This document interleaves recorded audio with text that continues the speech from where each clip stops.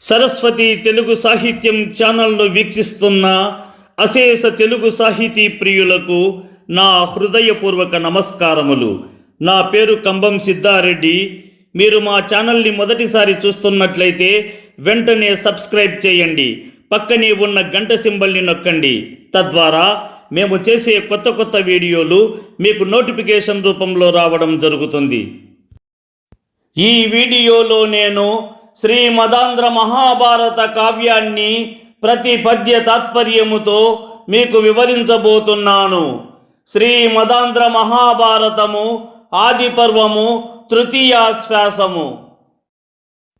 అయ్యద్రికయు మానుస ప్రసవం బొనరించినం తనకు శాప మోక్షనంబగునని బ్రహ్మవచనంబు కలుగుటం చేసి మీనయోని విడిచి దివ్య వనితయై దేవలోకంబునకుంచనియే. మరియును మత్స్యోదరంబునన్ పుట్టిన కొడుకు మత్స్యరాజు నాన్పరగి ధర్మపరుండై మత్స్యదేశంబున కధిపతి అయ్యే. ఆ కూతును దాశరాజు తన కూతుంగాన్ చేకొని పెంచనం పెరుగుచు అద్రిక అనే అప్సరసకు తాను మనుష్యులను ప్రసవించిన వెంటనే శాపం నివృత్తి అవుతుందని బ్రహ్మ చెప్పిన కారణంగా ఆమె మత్స్యగర్భాన్ని విడిచి తన దివ్య స్వరూపాన్ని పొందింది. అనంతరం దేవలోకానికి తిరిగి చేరుకుంది. చేప కడుపులో జన్మించిన ఆ బాలుడు మత్స్యరాజు అనే పేరుతో ప్రసిద్ధి పొంది మత్స్యదేశానికి రాజయ్యాడు. ఆడపిల్లను దాశరాజు తన సొంత కుమార్తెగా స్వీకరించి పెంచగా ఆమె క్రమంగా ఎదుగుతూ వచ్చినది. అంబుజముకి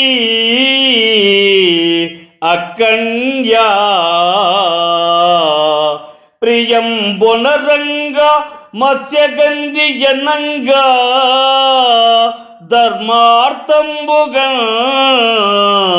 తన తండ్రి నియోగంబున అయ్యమున ఓడన్ కడుపుచునుండె.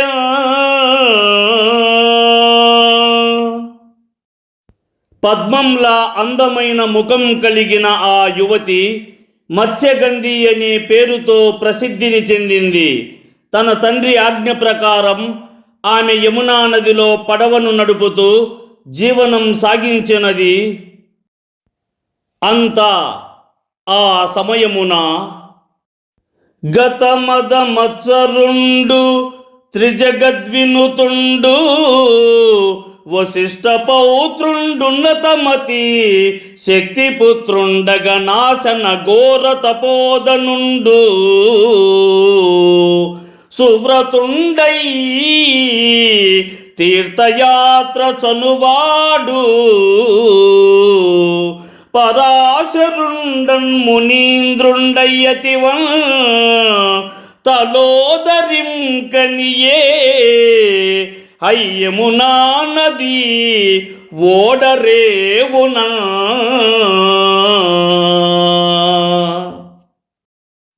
మదము అహంకారము లేని సద్గుణశీలి, ముల్లోకాలలోని వారి ప్రశంసలు పొందినవాడు, విశాల హృదయుడు, పాపాలను తొలగించగల మహాతపస్సును గలవాడు, వ్రతనిష్ట కలిగినవాడు, వశిష్ఠ మహర్షికి మనవడు, శక్తి మహామునికి కుమారుడు అయిన పరాశరుడు అనే మహర్షి తీర్థయాత్రకై ప్రయాణిస్తూ యమునా నది తీరంలోని ఓడరేవులో ఆ మత్స్యగంధిని చూశాడు. ఇట్లేకతంబ ఏకవస్త్రయై ఓడనెక్కవచ్చు వారి నిరీక్షించుచున్న సత్యవతిని చూచి ఆ మునివరుండు దాని యందు మదన పరవశుండై దాని జన్మంబు తన దివ్య జ్ఞానంబున నెరింగి అయ్యోడ ఎక్కి దానితో ఒక్కటం జని చని. ఈ విధంగా ఒంటరిగా సాధారణంగా ఒకే వస్త్రం ధరించి పడవ ఎక్కడానికి వచ్చే ప్రయాణికులను ఎదురు చూస్తూ యమునా తీరంలో నిలుచున్న మత్స్యగంధిని పరాశర మహర్షి గమనించాడు. ఆమె సౌమ్యత, సహజ సౌందర్యం ఆయన మనస్సును ఆకర్షించగా క్షణకాలంలోనే ఆమెపై మమకారం కలిగింది. తన దివ్యజ్ఞాన శక్తితో ఆమె జన్మ వృత్తాంతాన్ని సంపూర్ణంగా గ్రహించిన పరాశరుడు ఆ యువతితో కలిసి ప్రయాణం చేయాలనే సంకల్పంతో ఆమెతో పాటు ముందుకు సాగాడు. చపలాక్షి చూపుల చాట్పున కెడమెచ్చు చిక్కని చనుగవన్ చీరంకోరు అన్నువ కౌదీగా అందంబు మది నిల్పు జగన చక్రంబుపై చలుపు దృష్టి అభిలాసమేర్పడు నట్లుండగాన్ పల్కు వేట్కతో మరుమాట వినంగంతివురు అతిగణ లజ్జావనతయగు అకన్యా పైన్ పడి లజ్జయున్ పాపన్ కడంగు ఎంత శాంతులయ్యు ఎంత జితేంద్రియులయ్యు కడు వివిక్తమైన చోట సతుల గోష్ఠిన్ చిత్త చలన ముందు దురెందు కాము శక్తి ఓర్వంగలరే జనులు.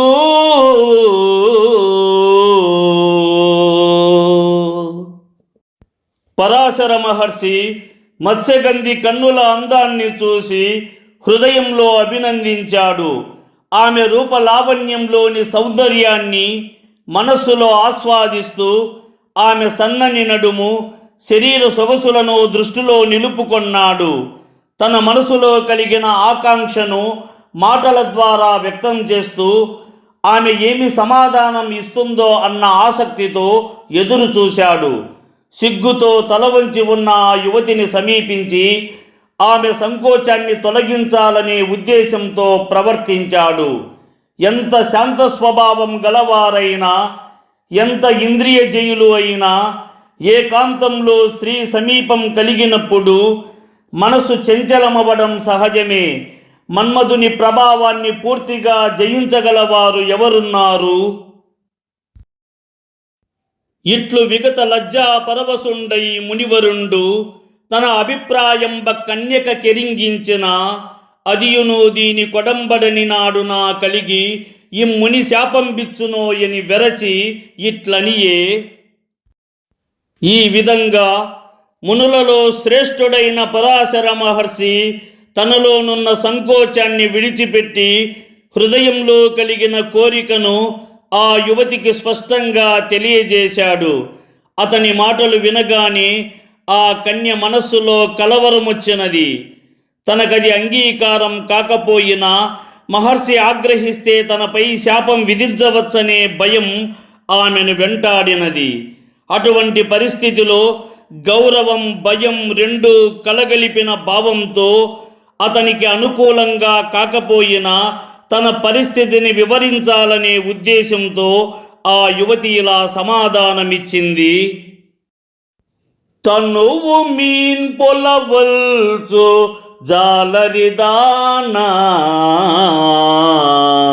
అట్లునుగాక ఏననగా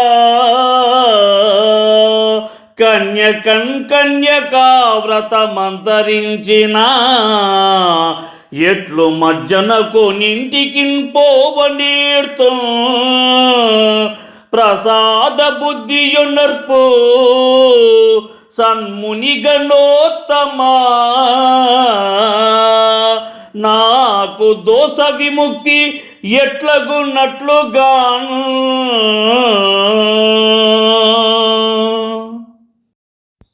ఓ మహానుభావా, నేను జాలరి వంశానికి చెందిన దానను. నా శరీరానికి చేపల వాసన అంటుకొని ఉంటుంది. అంతేగాక ఓ పుణ్యాత్ముడా, నేను ఇంకా కన్యనే. నా కన్యత్వం కోల్పోతే తిరిగి నా తండ్రి ఇంటి గడపను ఎలా దాటగలను? సమాజంలో నాకు ఎదురయ్యే అపకీర్తిని ఎలా భరించగలను? ఓ మునులలో శ్రేష్ఠుడా, నాకు ఎలాంటి అపవాదు దోషం కలగకుండా ఈ పరిస్థితిని దయతో పరిష్కరించే విధంగా నన్ను అనుగ్రహించవలసినదిగా మిమ్ములను ప్రార్థిస్తున్నాను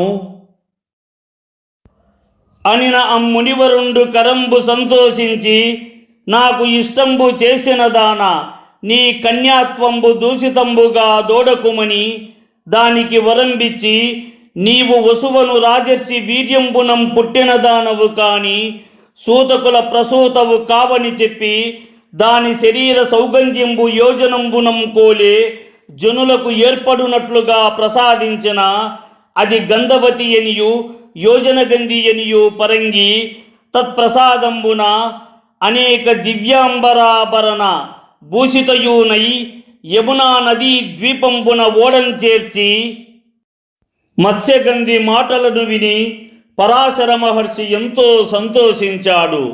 నన్ను సంతోషపరిచినందుకు నీ కన్యత్వానికి ఎటువంటి భంగము కలుగదు, ఎటువంటి భయాలు అవసరం లేదు అని ఆమెకు ధైర్యం చెప్పాడు. అంతేగాక నీవు సూతకులంలో పుట్టిన దానవు కావు, వసు రాజర్షి వీర్యంతో జన్మించిన దానవు అని ఆమె అసలు జన్మ వృత్తాంతాన్ని వివరించాడు. తరువాత ఆమె శరీరానికి అపూర్వమైన సుగంధాన్ని ప్రసాదించి ఆ పరిమళం 1 యోజనం దూరం వరకు వ్యాపించేలా అనుగ్రహించాడు. ఈ కారణంగా ఆమె గంధవతిగాను యోజనగంధి అనే పేర్లతో ప్రసిద్ధిగాంచినది. పరాశరుని కృప వల్ల ఆమె దివ్యమైన వస్త్రాభరణాలతో అలంకృతురాలై యమునా నదిలోని ద్వీపానికి పడవను తీసుకెళ్ళినది. ఎల్లవారును చూడంగా ఇట్టి బయల నెట్ల సంగమమగునని ఇంతియన్నా అమ్మునీంద్రుండు కావించే నప్పుడకిల దృష్టి పదరోది నీహార తిమిరమంతా.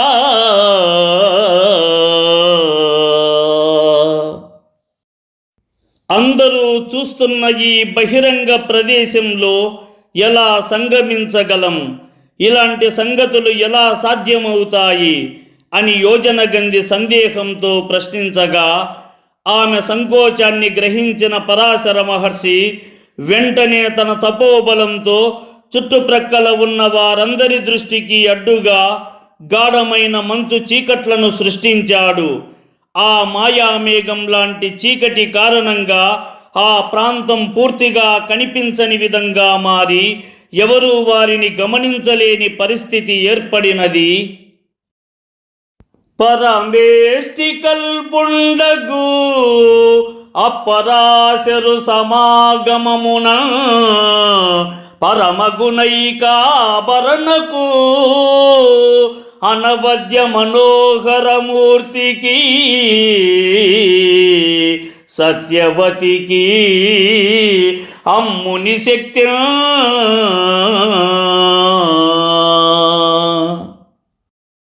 బ్రహ్మతో సమానుడైన మహాత్ముడు మహాజ్ఞాని అయిన పరాశర మహర్షి సంగమం వలన సుగుణాలతో అలంకరించబడినది, ఏ లోపము లేని నిర్మల స్వభావము కలది, అత్యంత మనోహరమైన రూప సౌందర్యంతో కాంతివంతమై ఉన్న సత్యవతికి ఆ ముని యొక్క అపారమైన తపశక్తి మహిమ దివ్య ప్రభావం కారణంగా ఈ విశిష్ట గుణాలన్నీ మరింతగా విరాజిల్లినవి. సద్యో గర్భంబునా అహిమద్యుతి తేజుండు వేదమయుండకిల మునీంద్రాద్యుండు వేదవ్యాసుండు జ్ఞానంబుతోడా నుదితుండయ్యా.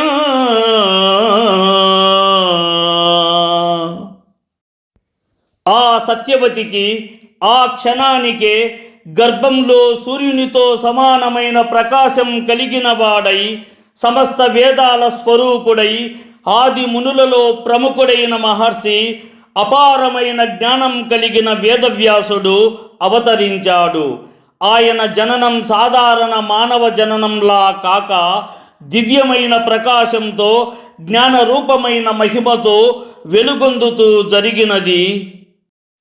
ఆ యమునా ద్వీపమున ఆమెయుండు కృష్ణుండై లీలమెయన్ కృష్ణ ద్వైపాయనుండనన్ పరంగి వచశ్రీయుతుండు తపంబునంద చిత్తము నిలిపెన్. ఆ యమునా నదిలోని ద్వీపంలో జన్మించిన అతడు మహనీయుడు, గంభీరమైన మహాత్ముడు. నల్లని వర్ణంతో కాంతివంతుడై శాంత స్వభావముతో వాక్చాతుర్యముతో ప్రసన్నంగా ఉండేవాడు.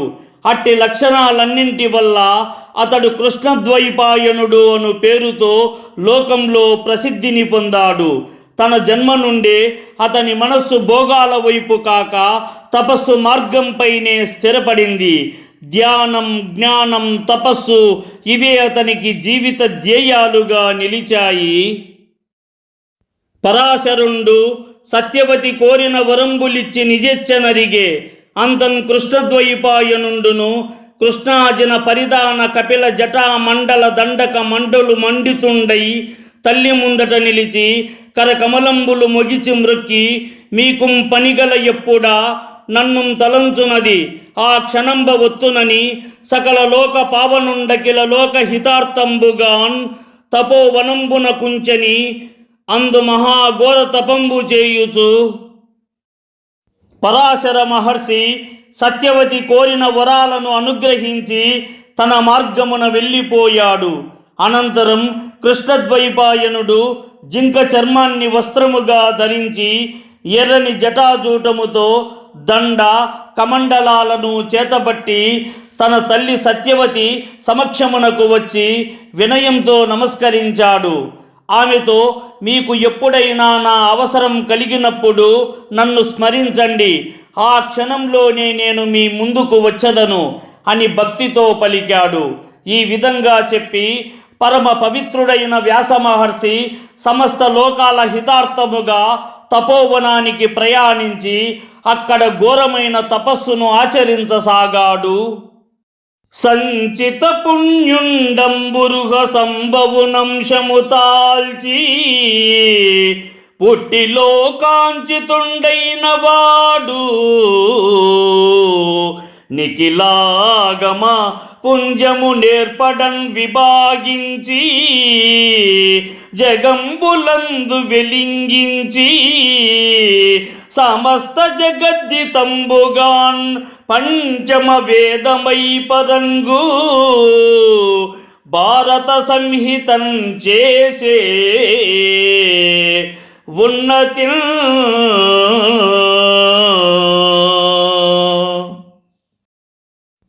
పుణ్య సంపదలకు నిలయమై బ్రహ్మదేవుని అంశగా అవతరించిన సమస్త లోకాలచే పూజింపబడుచున్న మహనీయుడైన కృష్ణద్వైపాయన మహర్షి వేదాలను సక్రమంగా విభజించి అవి లోకమంతటా విస్తరించి ప్రసిద్ధి చెందునట్లు కృషి చేశాడు.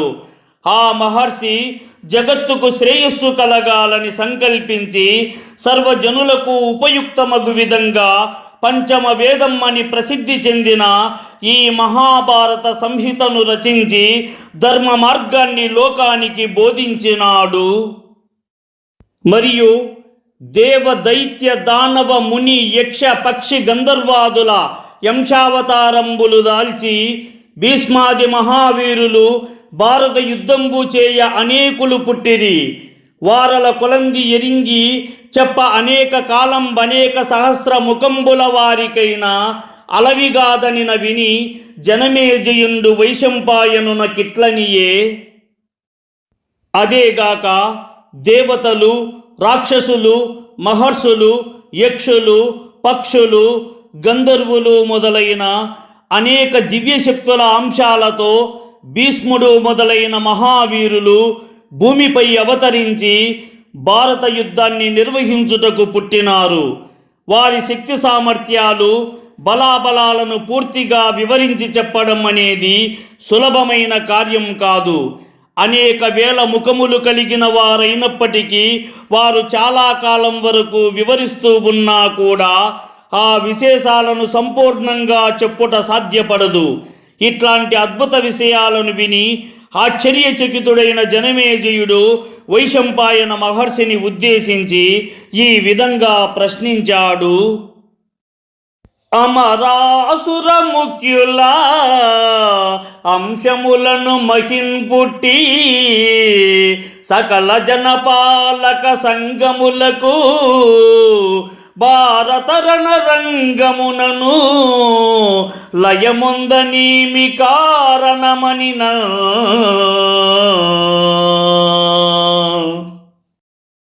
దేవతలు దానవులు తమ తమ అంశాలతో అవతరించిన అనేక రాజులు మహారథులు ఈ భూలోకంలో పుట్టి చివరకు భారత యుద్ధంలో సమూహాలుగా నశించటానికి ప్రధాన కారణం ఏమిటి అని ఆశ్చర్యంతో విచారణా భావంతో జనమేజయ మహారాజు ప్రశ్నించెను. జనమేజయునకు వైశంపాయనుండిట్లనియే పరీక్షిత్తు తనయుడైన జనమేజయ మహారాజుతో వైశంపాయనుడు ఈ విధముగా అన్నాడు. పరశురాముండు భీకర నిజ కోపాగ్ని ఉగ్రుండై 21 మారు దాత్రీతలంబ పక్షత్రంబు చేసిన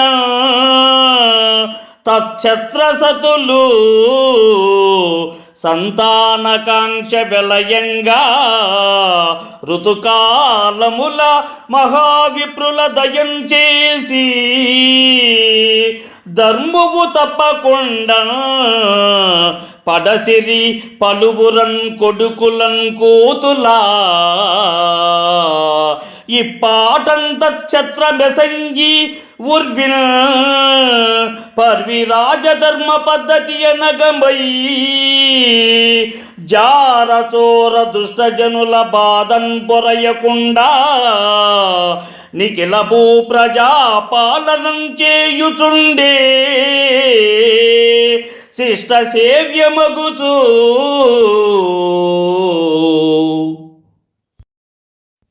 పరశురాముడు అత్యంత ఉగ్రమైన కోపంతో క్షత్రియులపై దండెత్తి 21 పర్యాయాలు దండయాత్ర చేసి యావత్ క్షత్రియులందరినీ వధించాడు. దీనితో క్షత్రియ కాంతలకు సంతానం లేక రాజవంశాలు దాదాపుగా అంతరించే ప్రమాదం ఏర్పడటంతో ఆ క్షత్రియుల భార్యలు సంతానం పొందాలనే ఆశతో ఋతుకాలాన్ని అనుసరించి శ్రేష్ఠులైన బ్రాహ్మణుల అనుగ్రహంతో ధర్మశాస్త్రానికి అనుగుణంగా సంతానాన్ని పొందిరి. ఈ విధంగా పుట్టిన వారి ద్వారా మళ్ళీ రాజవంశాలు పునరుద్ధరించబడి క్రమంగా అభివృద్ధి చెందసాగాయి.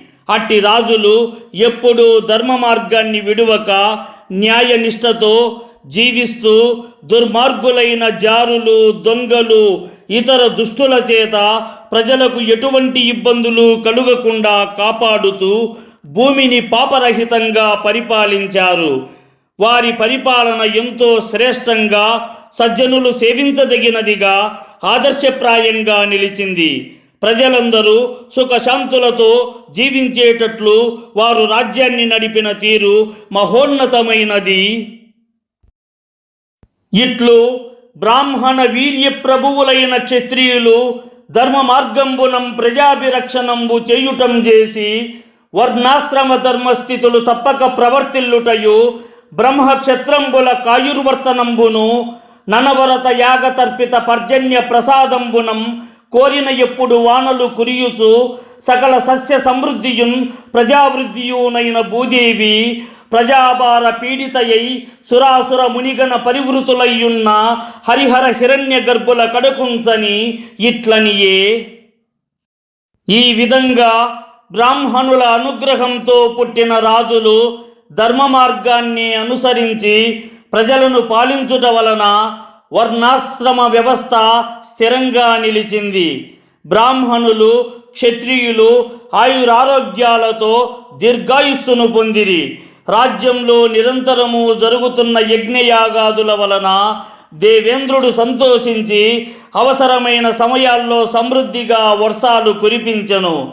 దాని ఫలితంగా పంటలు బాగా పండుతూ ప్రజల సంఖ్య మరింతగా పెరిగింది. ఈ విధంగా జనాభా విస్తరించి భూమిపై భారమై పెరుగుతున్నప్పుడు భూదేవి ఆ భారాన్ని భరించలేక బ్రహ్మ, విష్ణు, మహేశ్వరుల సమక్షానికి వెళ్ళి వినయపూర్వకంగా తన వేదనను ఈ విధంగా వ్యక్తపరచను. భూరి ప్రజా నిరంతర భారము దాల్చుటిది కరము భారము, దయతో మీరీ భారమునకు ప్రతికారము గావించి నన్ను కావుండని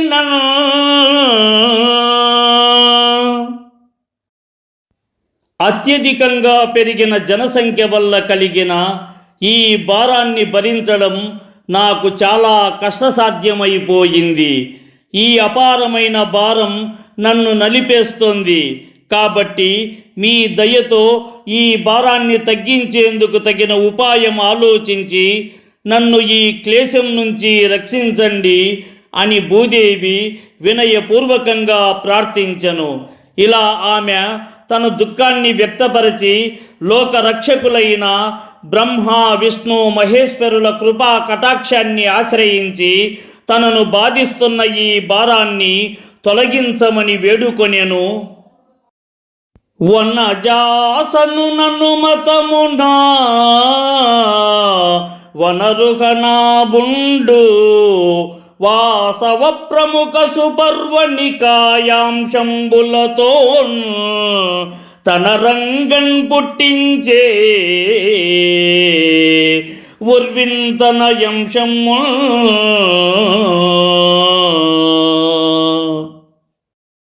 బ్రహ్మదేవుని ఆమోదాన్ని పొందిన అనంతరం విష్ణుదేవుడు లోకక్షేమం కోసం ఒక మహత్తర కార్యానికి సిద్ధపడ్డాడు.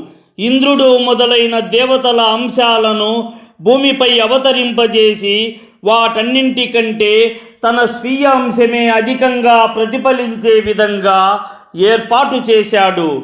ఈ విధంగా దేవతల అంశ సంభూతులైన మహావీరులు భూమిపై జన్మించి ప్రపంచ వ్యవస్థను సరిచేసేందుకు అవసరమైన కార్యసాధనకు సిద్ధమయ్యారు. విష్ణువు తన శక్తిని ప్రధానంగా ప్రతిఫలింపజేసి ఈ అవతారాల ద్వారా లోకంలో ఏర్పడిన అసమతుల్యతను తొలగించాలనే సంకల్పంతో ఈ ఏర్పాటును చేశాడు.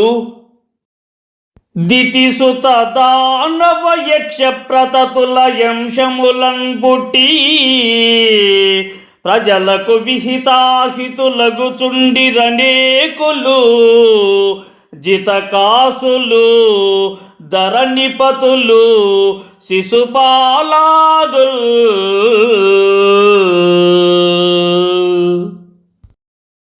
దైత్యులు, దానవులు, యక్షులు మొదలైన వారి అంశాల నుంచి అనేక మంది రాజులు భూమిపై జన్మించారు. వారిలో శిశుపాలుడు మొదలైన గర్వంతో నిండిన విజయాభిమానులైన రాజులు కూడా ఉన్నారు. అట్టి రాజులు కొందరు ప్రజలకు మేలు చేసే విధంగా ప్రవర్తించగా, మరికొందరు ప్రజలకు హానికరంగా బాధలు కలిగించే విధంగా ప్రవర్తించారు. ఈ విధంగా వారు హితులుగాను అహితులుగాను ప్రజలపై ప్రభావం చూపుతూ రాజ్యాలను పాలించారు. అతుల బలాఢ్యులైన అమరాంశ సముద్భవులెల్లం పాండు భూపతి సుతపక్షమై సుర విపక్ష గణాంశజులెల్ల దుర్మదోద్దత కురురాజపక్షమై దారుని భారముపాయ ఘోర భారత రణభూమి నీల్గిరి పరస్పర యుద్ధము చేసి వీరులై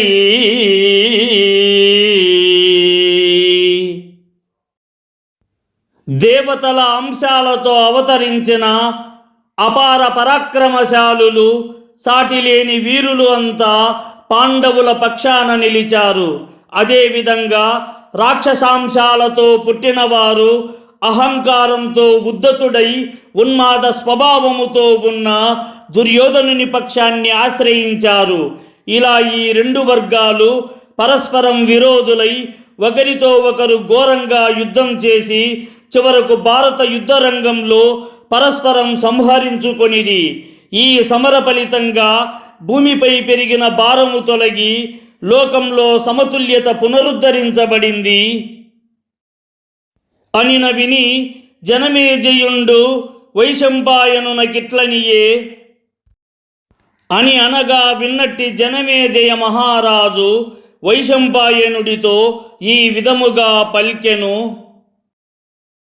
ఆదిత్య దైత్య దానవులాదిగన్కలా భూతరాశిదగు సంభవముల్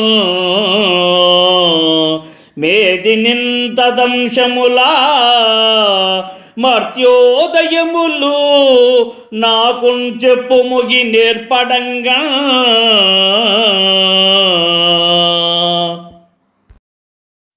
దేవతలు, దానవులు, రాక్షసుల జీవ సముదాయం ఎలా ఉద్భవించిందో అలాగే వారి అంశాలతో వారు భూమిపై మానవులుగా ఎలా జన్మించారో నాకు స్పష్టంగా సందేహరహితంగా వివరించండి.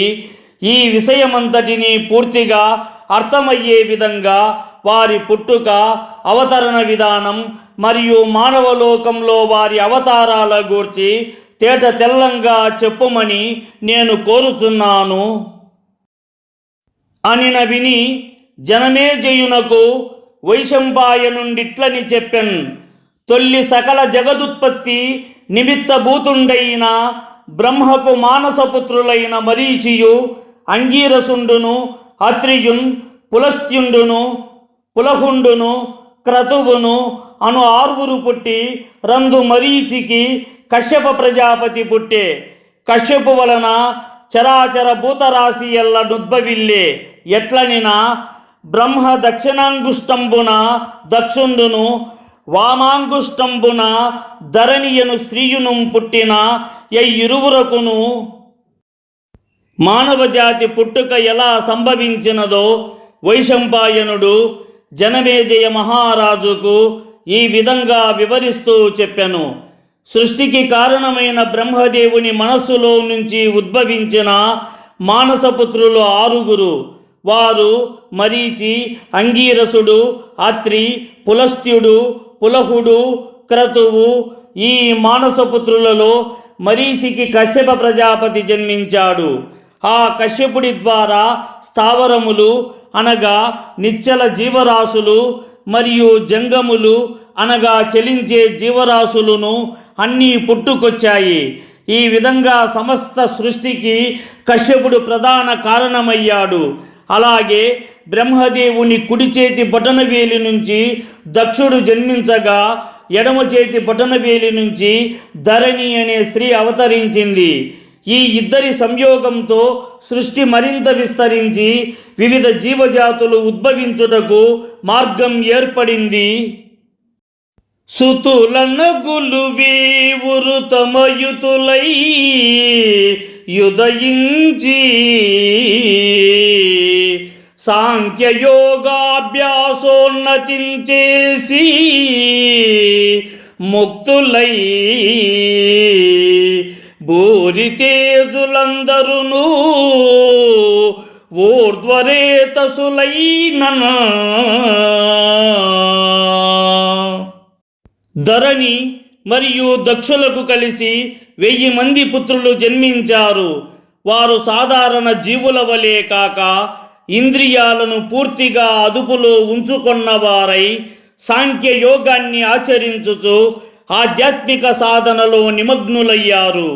ఈ విధంగా తపస్సు, యోగ సాధనాల ద్వారా వారు ముక్తిని పొందిన మహనీయులై ఊర్ధ్వరేతసులైన ఋషులుగా స్థిరపడి లోకానికి ఆదర్శప్రాయులయ్యారు.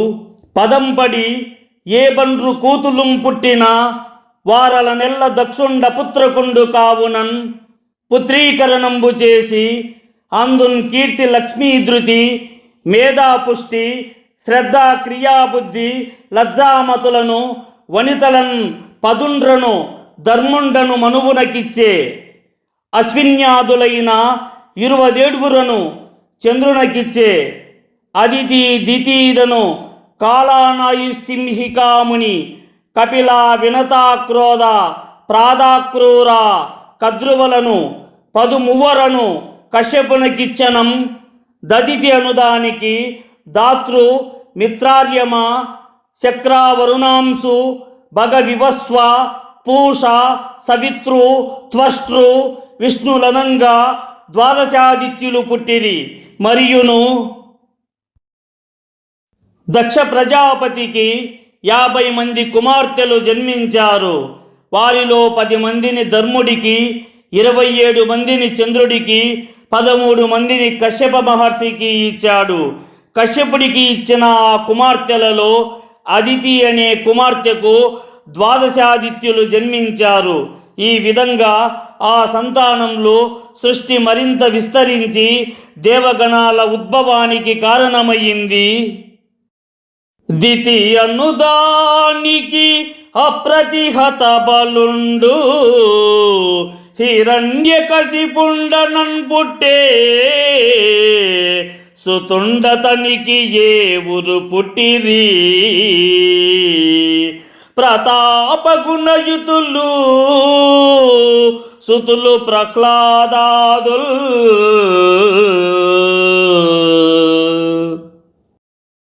దక్షుడు తన కుమార్తెలలో దితి అనే ఆమెను కశ్యప మహర్షికి వివాహముగా ఇచ్చాడు. ఆ దితి గర్భం నుంచి అపార పరాక్రమశాలి అయిన హిరణ్యకశిపుడు జన్మించాడు. ఆ హిరణ్యకశిపునికి బలవంతులు పరాక్రమ గుణాలతో నిండిన సంతానం కలిగి వారిలో ప్రహ్లాదుడు మొదలుకొని మొత్తం 5 కుమారులు జన్మించారు. ఈ విధంగా దితి వంశం దైత్యులలో ప్రసిద్ధి చెందినది. ఆ ప్రహ్లాద సంహ్లాదానుహ్లాద శివి భాస్కరుల యందున్ ప్రహ్లాదునకు విరోచన కుంభ నికుంభు లనంగా 3 పుట్టి రందు విరోచనునకు బలి పుట్టే బలికి బాణాసురుండు పుట్టే ధనువనుదానికి విప్రచిత్తి శంబర నముచి పులోమాసి లోమకేసి దుర్జయాదులైన దానవులు నలువన్రు పుట్టిరి. వారల పుత్ర పౌత్రవర్గం బసంఖ్యాతంబై ప్రవర్తిల్యన్ కాలయనుదానికి వినాశన క్రోధాదులెనమండ్రు పుట్టిరి. ఆ 5 కుమారులలో ప్రహ్లాదునికి విరోచనుడు, కుంభకుడు, నికుంభుడు అనే 3 పుత్రులు జన్మించారు. వారిలో విరోచనునికి బలి జన్మించగా ఆ బలికి బాణాసురుడు జన్మించాడు. అలాగే ధను అనే స్త్రీకి విప్రచిత్తి మొదలుకొని 40 దానవులు జన్మించారు. వారి సంతానమైన కొడుకులు మనుమలు విస్తారంగా పెరిగి లెక్కకు అందనంతగా వ్యాపించిపోయింది. ఇంకా కాల అనే వనితకు వినాశనుడు, క్రోధుడు మొదలైన 8 పుత్రులు జన్మించారు. ఈ విధంగా వివిధ వంశాలు విస్తరించి దైత్య దానవ వంశాలు భూమిపై విస్తృతమయ్యాయి. అజిత శక్తియుతల నాయువ అనుదానిక జరులధిక వీరులతులా బోరి బుజులు చక్రరిపులు పుట్టిరి 4 విక్షర బలవీర వృత్రులనంగా.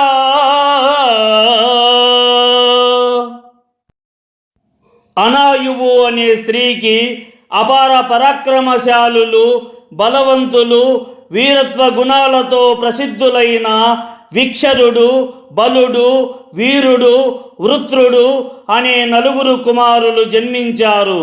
వారు అంతా ఇంద్రునికి శత్రువులుగా అవతరించి అతనికి ప్రతిబంధకులై నిలిచారు. మరియు సింహికయనుదానికి రాహువు పుట్టే మునీయనుదానికి భీమసేనోగ్రసేనాదులైన గంధర్వులు 16 పుట్టిరి. కపిలాయనుదానికి నమృతంబును, గోగణంబులును, బ్రాహ్మణులును ఘృతాచి మేనకాదులైన అప్సరసలును పుట్టిరి. వినతయనుదానికి అనూరుండును గరుడుండును పుట్టి రంధనూరునకు శేని అనుదానికి సంపాతి జటాయువులు పుట్టిరి. క్రోధాయనుదానికి క్రోధవశ గణంబు పుట్టెన్. ప్రాదయనుదానికి సిద్ధాదులు పుట్టిరి. క్రూరాయనుదానికి సుచంద్ర చంద్రహంత్రాదులు పుట్టిరి. కద్రువయనుదానికి శేష వాసుకి పురోగమ అనేక భుజంగముఖ్యులు పుట్టిరి. సింహికకు రాహువు జన్మించాడు. మునికి భీమసేనుడు మొదలైన 16 మంది గంధర్వులు జన్మించారు. కపిలకు అమృతం, గోగణం, బ్రాహ్మణులు, అప్సరసలు జన్మించారు. వినతకు అనూరుడు, గరుడు జన్మించారు. అనూరుడికి శేని అనే భార్య ద్వారా సంపాతి, జటాయువు జన్మించారు. క్రోధకు క్రోధవశగణం పుట్టింది. ప్రాదకు సిద్ధులు పుట్టారు. క్రూరకు సుచంద్రుడు మొదలైన వారు జన్మించారు. కద్రువకు శేషుడు, వాసుకి మొదలుగా గల సర్పశ్రేష్ఠులు జన్మించారు. ఈ వీడియోని లైక్ చేయండి, షేర్ చేయండి. ఈ వీడియోపై మీకున్న అభిప్రాయాన్ని కామెంట్ సెక్షన్లో కామెంట్ చేయండి. ఈ వీడియో చూసిన సాహితీ ప్రియులందరికీ నా హృదయపూర్వక ధన్యవాదములు.